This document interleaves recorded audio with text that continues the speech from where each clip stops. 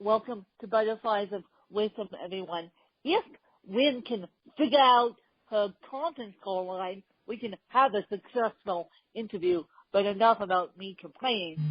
Today, with Alma, I have Wize with me, and how I found Wize, and I'm sorry for the buzzing cell phone on his end, and how I found Wize is through a podcast that I enjoy called Dreams and Drives by Rena Campbell. And he was talking about podcasting in color, podcasting as a black man, and Live runs a very successful podcasting network. So basically, how this interview is going to work is we're going to talk about podcasting and diversity. So I'm not going to ask Wize the typical podcasting questions, but enough about me rambling on about Wize. I'm going to let Wize take it away. How you doing? Thank you, Wynn, for inviting me onto the show. I appreciate it. That Dreams and Drive interview was really important, so I just want to say a special shout-out to Raina for bringing me onto the show. So Indie Creative Network, the company that I launched in 2016, is a company dedicated to the advancement of people of color in media, providing more of a diverse space for people to speak their mind and provide insight on different perspectives, so on and so forth. The network you spoke of, the overall network itself, is a podcast community that has 22 shows right now, based in 15 cities around countries around the world. So we have shows in Canada, the United States, South Africa, London, and Mumbai, India. This wide variety of shows allows people to get a bigger view on the world that we live in and the people that live in it. Well, I don't know if you know my story was I have a physical disability, so when you said to me I want to talk about podcasting and diversity, my ears perked up like there was no tomorrow, because you being a black man, Lena being a black woman, me having cerebral palsy, us all not being cookie cutters to the average podcaster, we have a hard time sitting in because we have the gifts and talents of speaking, but yet people don't want to respect us. So that leads me to my first question. How do you think, and I'm sorry to put this question this way, how do you think people should stop treating us like a bag of rocks? That's a good question. It's one that it's the reason for why I started a company, is to try and find that answer for people. I find that I've spent a lot of time trying to find that answer more than anything else. But I believe that our opinions, if you paint a picture, actually me and my mom, we get into this conversation just about maybe once a month or so now. If you look up at the sky, people say the sky is blue. Some people say the sky is teal. Some people say the sky is sky blue. Everyone has a different perspective, because a lot of people have this perception that we all see things similar. We all hear things similar. We all perceive things similar or the same, and it's just not the case. There is no one size fits all for how the world is supposed to be. And, tackling things like diversity helps show that.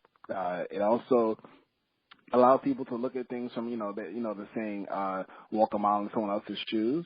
It allows people to walk a mile in someone else's shoes when they use a medium like podcasting to understand more of where someone is coming from. Yeah, and Rena does a wonderful job, and I have yet to listen to one of your podcasts, although I did subscribe. So which one would you recommend that my listeners listen to get a taste of you and what you're doing in the podcasting space? There's one that I would particularly want to highlight because it's one that's, trying to pick one is actually kind of hard. Okay, so for people in America, I would recommend them listening to Chai Tea Party. It is a show about two Desi women who are based here in the United States, who live in Michigan, and they talk about the differences and the difficulties of being an Indian American living in America, being raised as first-generation kids while also trying to have to balance this very different culture that you're living in today. It's a story that is very similar to my own, being a first-generation kid, I guess an American, first-generation American as well. It's very similar to me, and it's actually one of the shows that's near and dear to my heart. So, Chai Tea Party. Geez, yeah. What a unique title. I have to go look that up right after this phone call. Now you've got me addicted to Chai Tea Party. I am enthralled with the party, and I'm enthralled with the title, and I'm enthralled with a good party, but I'm also a lifelong learner. So me learning about the country of India and me learning about diverse backgrounds, I'm always fascinated by that. And so now, what has been your favorite diversity podcast that you have listened to? I'm sorry, could you repeat the question? What has been your favorite podcast that you have listened to? I believe that first impressions are really important. So my favorite podcast will be my first podcast that I ever listened to, and it's called the Combat Jack Show. It's based here in New York City. The show itself is a show where Combat Jack, or Reggie Osei, who was a former lawyer for Rockefeller, a legendary hip hop group, or I guess technically label. He interviews people in the hip hop community. He highlights stories that generally no one can ever get. And his approach, not even just as a podcaster, this is an entrepreneur, has been always inspiring to me. If, they say that you don't have to, a mentor could be someone that you may not have actually officially sat down with and said, yeah, this is my mentor. And I would definitely say that Combat Jack is definitely one of the mentors that I have in the community. And that being said, if you had the opportunity to be educated by anyone, who would it be and why? Oh man, educated by anyone. Yeah. I honestly, I would have to say President Obama. I believe that President Obama is a good example of someone who, again, is another person that essentially is first-generation American or, biracial for some people. He's lived in multiple different countries around the world, so he has a different perspective than just someone who, who might not even have stamps in their passport. He's also, obviously he went to Harvard and, all of his, accolades, and obviously becoming the president, those are all fine, points as well. But for me, diversity and perspectives really hit home for me. And for someone who, even being born on the mainland of America and being born in Hawaii, that's a perspective and a view and vision that I've never been able to experience before. So definitely him. Definitely him. Well, if any of his staff members listen to your podcast, maybe we can get him on a podcast of yours, or maybe this podcast. I want to interview Michelle Obama. She would be fascinating to interview. She would be fascinating to interview, and her legacy and the Let's Get Kids Moving movement is just fascinating to me. So what has been your biggest entrepreneurial success and your biggest entrepreneurial challenge in all this? My biggest entrepreneurial success, I would say, is opening up our studio space. It's called ICN Studios or hashtag ICN Studios. We opened it in Brooklyn last November, and that was really important to me because I've launched other companies in the past, but one thing that we did not have was a physical space. We've always existed in the digital space, but we didn't have a physical space to exist in. And that kind of made things difficult for us. At the same time, by launching ICN Studios, it allowed us to not just work on our own projects, but also provide a space for other people to work on their own projects as well. The biggest challenge, I would say, oh man, there are many. I would say the biggest challenge right now, thus far, has been educating people about what a podcast is. Right now, I think the statistics last year said that only 21% of Americans know about what a podcast is. So that's around maybe 57 million people or so. Now that's a bunch of people. That they're the ones who have listened to a podcast once within a month. Now that doesn't really build an audience base.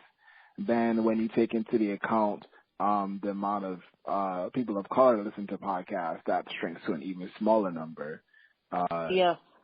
So it makes it very difficult when we are a company that's trying to highlight diversity in a space that's already really inclusive. So that's been one of the biggest challenges, but it's a challenge that I've taken on and have decided to take on certainly for the foreseeable future, because I know that there's a lot of value not just in working on podcasting or working on diversity in media spaces right now, but also that it can help our communities from a community-based standpoint and not just from a global standpoint as our network is. We also really want to make sure that we're getting down to the niche markets and helping people create content and create spaces, particularly since podcasting doesn't have a high cost barrier to enter. You could buy a mic. Even if you didn't want to buy a mic, you could use a computer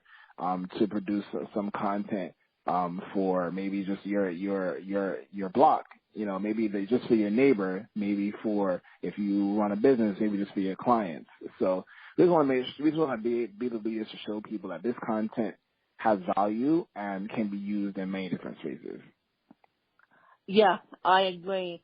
And there are very few women out there doing podcasts, which I advocate for.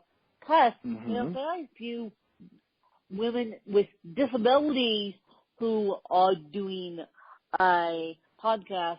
So yes, I'm one of them, and I can't think of another woman with a disability who's doing a podcast. So you are helping me break the barriers in your work and explaining what diversity means in a podcast. Gee. Yeah, well, we definitely try to provide that space, and I mean, even from a disability standpoint, I can completely understand what that is. I'll be 29 this year. My sister is 27, and for her entire life, actually, she's been deaf or hard of hearing. So I've lived with someone who has been disabled, or as technically described as disabled, my entire life. Even myself, about 3 years ago, I was in a car crash that left me disabled as well. My disability isn't something that people can see, which kind of makes it difficult to even speak on diversity most of the time. But it shows to people that just be open to different concepts of life, be open to differences in people, and be accepting of that. and don't always try and put down people that are challenging the quote unquote norm, because what is normal in this world? You know, who gets the mantle to decide what normal is? You know, that's not fair. So I think you stole my brain on that one, was, because I was just about to say that, and you said it more eloquently than I could ever sum it up in a podcast. So I thank you for taking my words and making them beautiful. And so where can people find you, and where can people find your studio, and where can people find your podcasting, and where can the people find you? yes, so people can find me at The Real Wize, spelled The Real Wize with a Z, W-I-Z-E. That's on Twitter, Facebook, Instagram, Snapchat, wherever. People can to find our podcast. People can go to our website. That is IC as in cat, N as in Nancy, D as in dog, J as in Jaguar. We shortened our website to 5 letters to make things much easier for people. So ICN.DJ. They can visit our website. We have all of our podcasts up there. We actually have articles up there as well. And if you go on iTunes, Google Play, Acast, Stitcher, you can just search for Indie Creative Network, or even type it into Google, and all of our podcasts will pop up there as well. And of course, we'll have information in the show notes. You guys know that by now, that you can find information in the show notes about all my guests. And how you get to those show notes is with any podcast, in any podcast app, just flip over the cover artwork and it will automatically flip over to the show notes. And before I let the Wize of Wize go, I want him to ask me 2 to 4 questions that he's been interested in asking me about anything. Sure. The number one question I would have to ask is, what inspired you to be the voice for CP in the podcast industry? Well, I wrote a book at age 23, 2 weeks after that book came out, which could still be found on Amazon. I-W-I-N, you guys. It could still be found on Amazon. Complete strangers were asking me, how do you do all this with a physical disability? So then I decided to take the big challenge on starting a YouTube show, believe it or not. And I had a fan literally say to me, this fan's name is Laura, she's a fashion stylist, I believe out of Miami or New York, I can't remember. But Laura said to me, I can't download the audio to listen to while I'm multitasking. I want to listen to your podcast, Women of Wisdom, and the time. And I said, uh-oh, there goes my YouTube show right out the door, because my fan base loves my work, but yes, they can't listen to it. So that's why I started this podcast, and at the time it was called Women of Wisdom, and then smart gentlemen like Wize wanted to get involved, so that I had to change it to Butterflies of Wisdom. That's inspiring. As a former author as well, I really can relate to that. I really can relate to that completely. What else do you do outside of Butterflies of Wisdom? Well, I am an exercise nut, believe it or not. I ski, I bike, I snowboard, not ski. I snowboard, I bike, I go to the gym twice a week, and so, yeah. So I'm an exercise nut, believe it or not. And if I've told people that if you let any disability get on top of you, there's no turning back. If you don't let any disability get on top of you. You will have a better chance of succeeding. That's very actually inspiring to hear.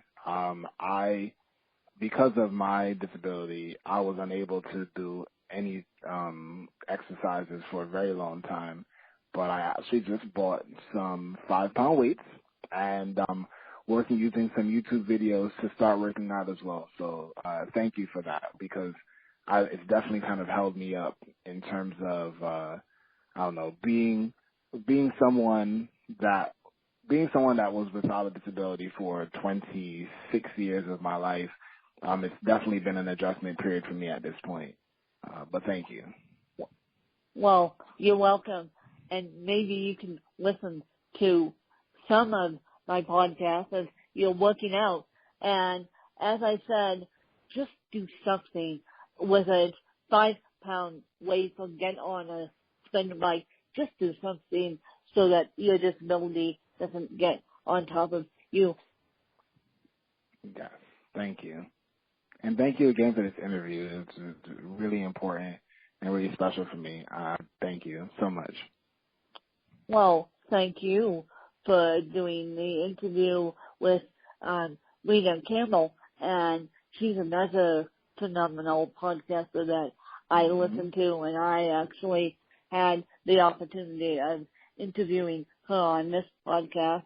So I try and steal her interviewees as much as I can, because I think we need to bring diversity to the space. Absolutely. And so I thank you guys for listening to Butterflies of Wisdom and Wize and I Speak.